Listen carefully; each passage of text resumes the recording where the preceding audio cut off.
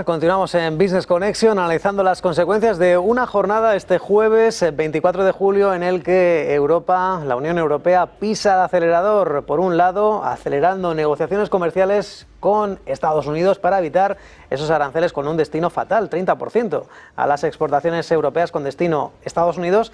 Parece que se van acercando a posturas hacia un acuerdo que deje gravámenes en torno al 15%. También la otra pata de la mesa de la Unión Europea, en este caso contraofensiva por valor de 90.000 millones de euros por si las cosas no salen bien. Gravámenes, en este caso, a productos agrícolas estadounidenses, al whisky bourbon, automoción, y que, como decimos, está valorado en 90.000 millones de euros, unos 100.000 millones de dólares. Mientras tanto, la tercera pata, en este caso, ayer se puso con Japón, hoy se está poniendo la cuarta pata de esa mesa, en este caso, acelerando hacia un mayor entendimiento comercial con China. Imágenes, en este caso, de hace unos minutos de la delegación europea de Ursula von der Leyen, la presidenta de la Comisión Europea, y el presidente del Consejo Europeo, Antonio Costa, junto a una delegación china, en este caso para conmemorar el 50 aniversario del restablecimiento de las relaciones diplomáticas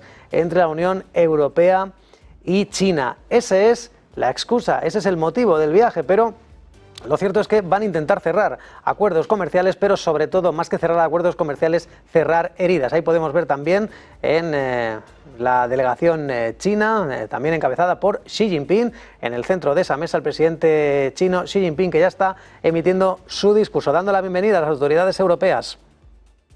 Fruitful outcomes in exchanges and cooperation, delivering mutual success and worldwide benefits.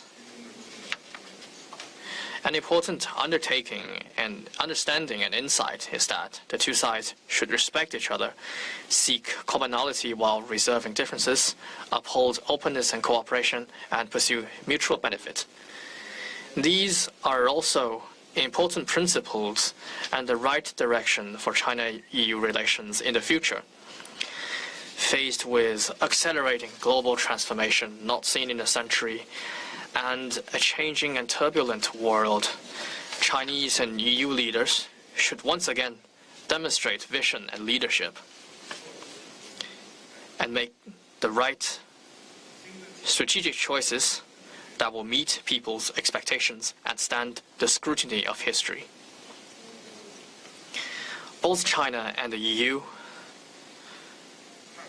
are constructive forces for multilateralism and openness and cooperation.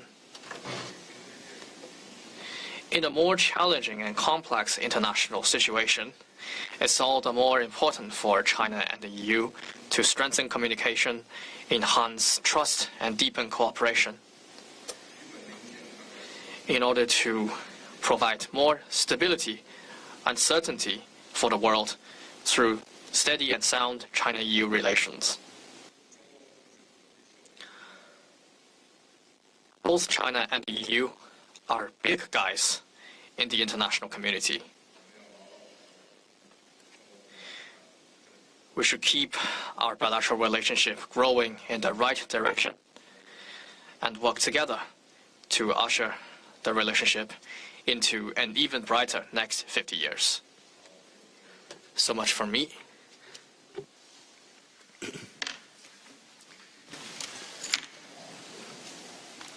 Mr. President, dear ministers, it's my pleasure to be in Beijing together with President von der Leyen for this European Union-China summit and to meet you once again now in my new capacity.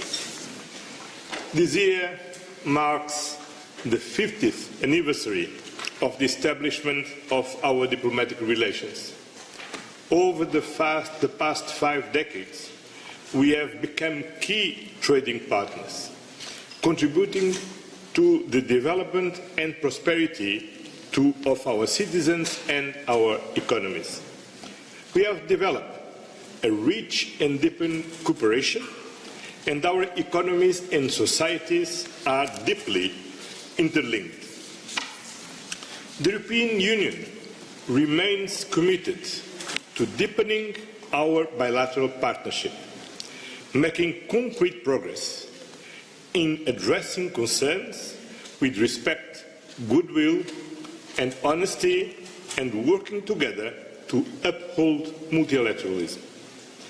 We need concrete progress on issues related to trade and economy, and we both want our relationship to be balanced, reciprocal and mutually beneficial. Today, the world is going through a period of global uncertainty, marked by economic volatility, geopolitical tensions, as well as challenges facing the entire humankind. The European Union and China, as you said, Mr. President, are major economies and actors in the world. We share the responsibility to uphold the rules-based order and tackle global challenges. We have different political and economic systems. We do not always see eye to eye. Yet, we have a shared interest in pursuing constructive and stable relations anchored in the respect of the rules-based international order, balanced engagement and reciprocity.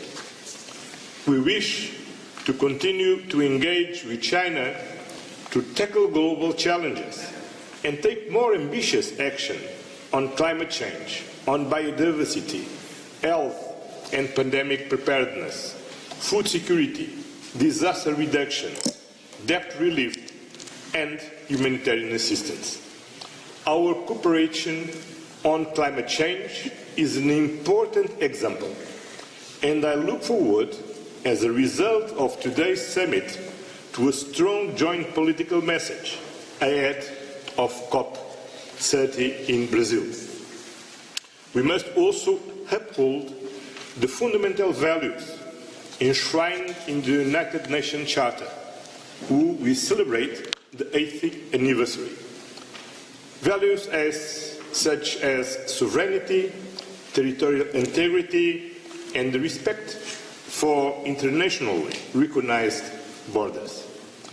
As a permanent member of the United Nations Security Council, we call on China to use its influence on Russia to respect the United Nations Charter and to bring an end to its war on aggression against Ukraine. I am grateful for this opportunity to meaningfully address these and other issues with you. And my wish is that in 50 years from now, the European Union and China will be able to celebrate bilateral relations which have continued to bring prosperity to our peoples, develop solutions to shared global challenges, and serve the cause of global peace. Such relations will benefit our people and contribute to stability in the world. I am looking forward to a fruitful and open discussion with you, Mr. President. Thank you very much. Mr. President, thank you for welcoming us again in this magnificent city and great country. It is my third time in Beijing as President of the European Commission and my first time in my second term. But this one is special. As you said, we mark 50 years of diplomatic relations between China and the European Union. In these 50 years, cooperation has grown in depth and scale, and both Europe and China have changed immensely. We Europeans have created the European Union and a single market of around 450 million people. China has become a manufacturing and technological powerhouse, and 800 million people have risen out of poverty. It is a transformation that has impressed and inspired the world. Today, Europe and China are two of the world's three largest economic and trading powers, and our relationship is one of the most important and consequential in the world. In fact, in terms of total trade, the European Union is China's largest trading partner, and China is the EU's third. Our bilateral trade in goods now exceeds 2 billion euros per day. Europe has supported China's economic developments for decades and continues to do so. As our cooperation has deepened, so have the imbalances. We have reached an inflection point. Rebalancing our bilateral relation is essential, because to be sustainable, the relations need to be mutually beneficial. And to achieve this, it is vital for China and Europe to acknowledge our respective concerns and come forward with real solutions. On the crucial topic of climate change and environmental protection, we have a positive agenda. We share a strong commitment to the Paris Agreement and its full implementation, and we will work towards a success at COP30 together in Belém. President Xi, the next 50 years of our relations are still to be written. It is an opportunity to rebalance our relations for the people of China and for the people of Europe. Thank you very much for hosting us again, and I look forward to our discussion. Ursula von der Leyen, la presidenta de la Comisión Europea, celebrando ese restablecimiento de las relaciones diplomáticas hace ya 50 años con China, en un momento en el que hay bastantes tensiones, pero bueno, pues buscando acuerdos en materia comercial, en materia de acción contra el clima, y mientras tanto el foco del día que, como saben, pendientes de esta gira asiática de la Unión Europea.